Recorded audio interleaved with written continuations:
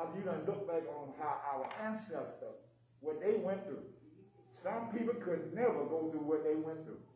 If it hadn't been for God putting His strength in our people, we would not be here today. I just want to thank God that He survived me for 67 years, and I'm still able to be in good health.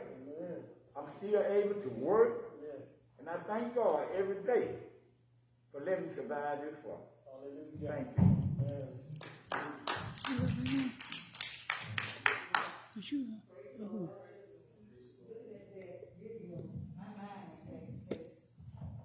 Years ago, my mother would take us to all the marches.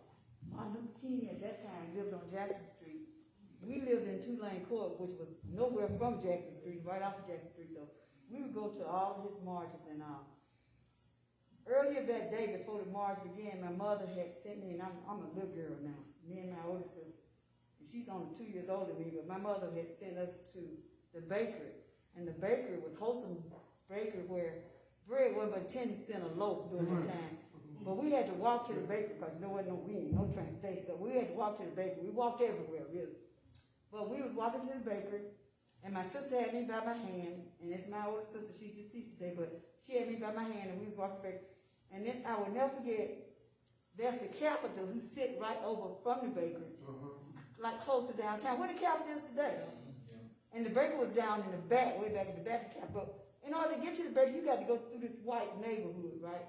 Because we lived in the project, and I was going to the bakery. My sister and I was, like I said, walking, holding hand. This white lady and this white man were walking down the sidewalk. And I'm on the sidewalk. We was on the sidewalk before they came across the street, walking. And this white lady shoved me down and told me, she said, "Nigga, get off the sidewalk." And I would never get, do you know, I still think about it today. I'm a child. This was an adult white woman. And you shoved me and told me I wasn't fit to be on the sidewalk, to get off the sidewalk. And we got off the sidewalk and we walked in the street. We walked in the street. Then later that week, we went to a march. And my mom, my mother was a hard worker too. Lord, you know, sometimes you have to think, if you hadn't gone through those things, would you be the person you are today?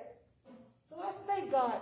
I look back and I say, Lord, thank you. And ain't no telling where that white woman is today that shoved me down, but I often think she might be in her grave somewhere. But she shoved me down on the ground, but God is good.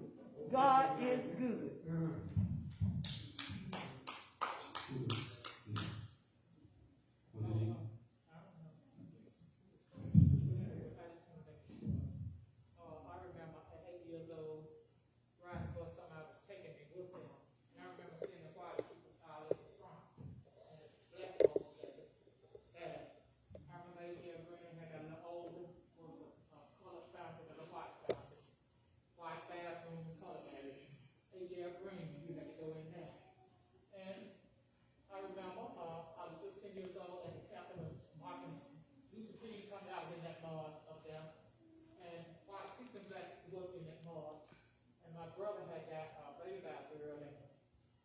White girls, and they was like freedom together. But white folks was for us too. They was all involved.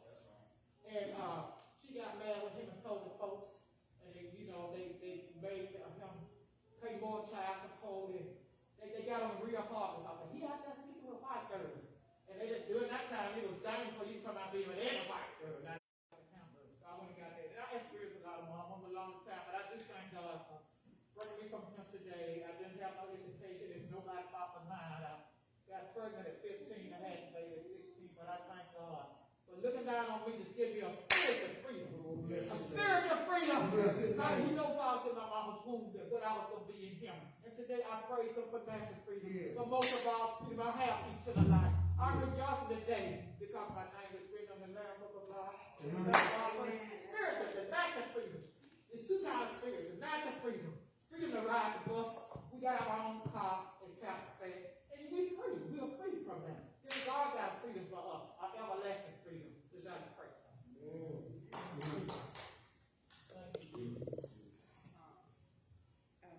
Praise the Lord, everyone. Yeah, well, I had experienced a little race going on during that time. I was coming up in Trinity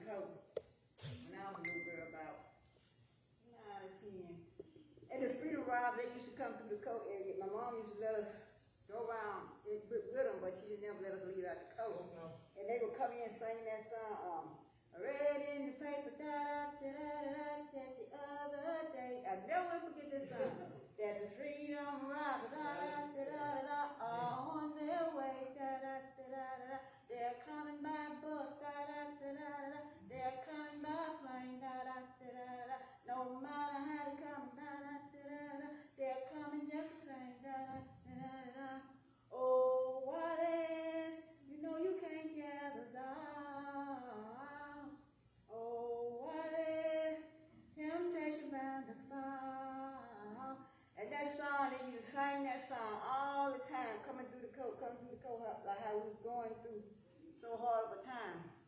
And we had these stoves in Trinity Court, in Mr. Jack's stove. And that was the stove where all the black people that had to go, and just spend plenty of money. He just got plenty of money off the black folks. And then that is his sister, Miss Elsa, and Mr. Jack. And so the parade he had a parade about a captain all the time. They had a big parade with men being on horses, like you said, and riding horses. And so somebody spotted Mr. Jack on a horse with the Ku Klux Klan. And they said, Mr. Jack, he a Ku Klux Klan, he been getting all our money. They burned him down too. They went to, I remember, it was look good, I guess, They burned his store. they would just come through that coat, and they came through that coat, and they went through his store, and they broke their first, they got in there, because I didn't know, I said, I'm going to get me some candy and cookies too. So they broke in the store, and they stole all this stuff out of the store and Sure everything. did. I'm a witness. Down everything. Now he done got all our money, and we've been supporting him in here, Ku Klux Klan against the black. But I remember. it just show you how you just support these white folks, and they hated you all the time. And then I have this my last experience at high school. They started undergraduate in '71 when I left Houston Hill Junior High going to Robert E. Lee High. And they started undergraduate. We had to catch the city line bus. Like Ann said, we had to walk everywhere too. I had to walk to William Barnes Town. I had to walk to Houston Hill in the cold, rain, and snow. Had to walk to had to catch the city line to go to Robert E. Lee. And so we would catch the city line, just be a whole group of us black. When they first said, we got the integrated. Oh no, it's an integrated with white, because Robert Lee was all white. And I was so nervous and scared at first and everything. And so when we used to get off the bus and coming on down, we had to get off the city line on the street and walk all the way down to the school.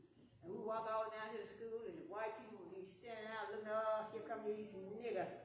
We don't walk through an hour school, nigga. You talking about trimming and shaking and looking, but they were just calling us all kind of names, and it was just terrible. And a lot of blacks, they had rioting and fighting and leaving out of school. But my mama told me, said, if nobody will ever bother you or do nothing, don't you leave out of school, don't you be leaving school. But a lot of them, left school for all the body. But it was something in '71 and '72. I thank God we ain't where we was. But we come a whole